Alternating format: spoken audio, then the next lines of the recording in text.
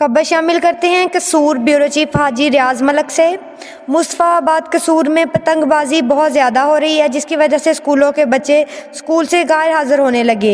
एक मीडिया सर्वे में लोगों का कहना है कि जिस तरह पतंगबाजी एक खूनी खेल है, इंतज़ामिया इसको रोकने में नाकाम हो रही है। पतंगबाजी की वजह से बच्चों की तालीम का भी नुकसान हो रहा है।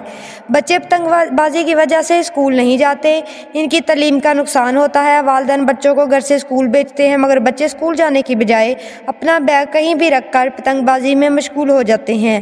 बच्चों के वालिदैन इस बात से बहुत परेशान हैं। उन्होंने DPO से अपील की है इस पतंगबाजी को रोका जाए और बच्चों और नौजवानों की ज़िंदगी और तालीम की हिफाजत की जाए।